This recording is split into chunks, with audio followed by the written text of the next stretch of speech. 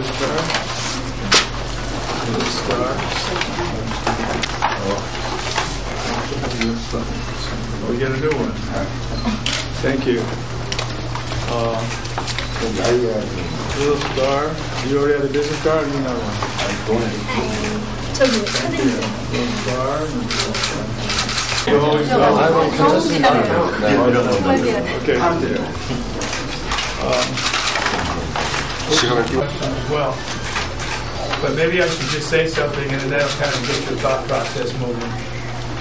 As you know, last week, and actually it requires me to have to restructure the organization.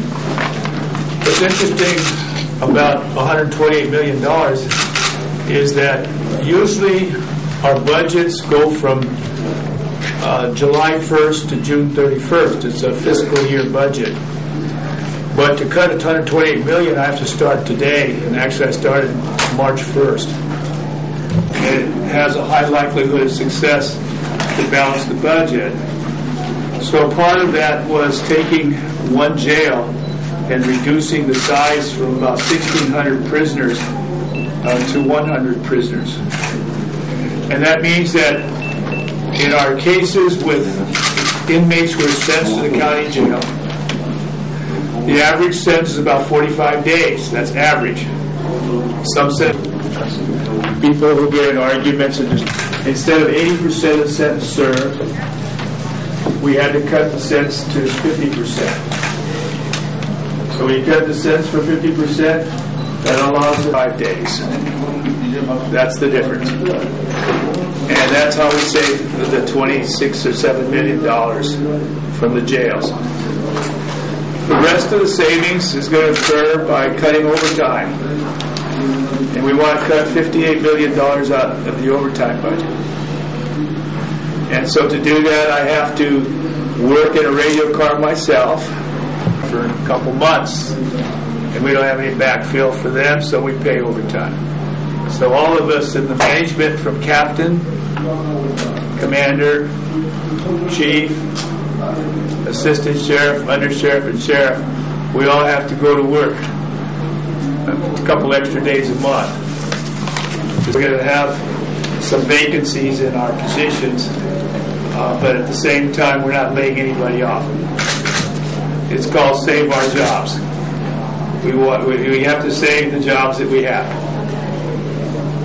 Now, my opinion about Los Angeles County safety: we've got record low crime in Los Angeles County and over 22% reduction in the past 2 years.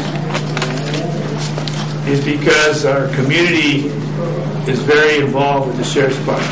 I have a Thai Advisory Council, African American Advisory Council, Hispanic Advisory Council, European American, and we work closely with all the ethnic groups. We don't want to leave anybody out. And every community we police 40 cities under contract and over 100 unincorporated communities. These are communities that don't have a city council. They have the board of supervisors. And each over between Koreatown businessmen, Royal Heights businessmen, Diamond Bar businessmen, Walnut businessmen, Crescenta Valley businessmen, Korean American. They help this youth activities league with these 14 youth centers. And we have 8 VITA program centers. Okay, so there's 8 sites for VITA. So any family that has trouble with a young person, 10 to 18, they can refer their child to us, and on Saturdays we help them with their problem-solving skills. And then we help them with the homework during the week. And so that takes some pressure off the family. That drops the crime rate because it's preventing crime. So I think that the other thing is the LA city and the county approach is public trust policing. This is our number one. Owners are worrying about this parole system that we have. We don't have that much parole officers who watch over just only presumably people, prisoners. Remember, there's two systems. There's a state prison system. That's the releasing of about 6,000 or 7,000 prisoners to reduce their costs. That's a different system, and it's a parole system that you're alluding to. And they're releasing nonviolent prisoners on what they call non-revocable parole.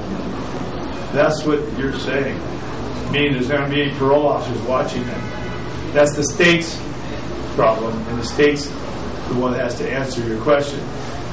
But I have a partial answer.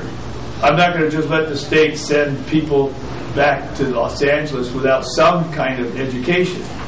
So we're creating some training centers where when they get out, we ask that they come to where the training centers are and learn how to deal with some of the life skills.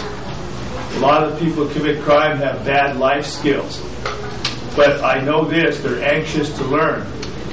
And right now we're working with the Urban League. Blair Taylor, the Urban League over in Crenshaw.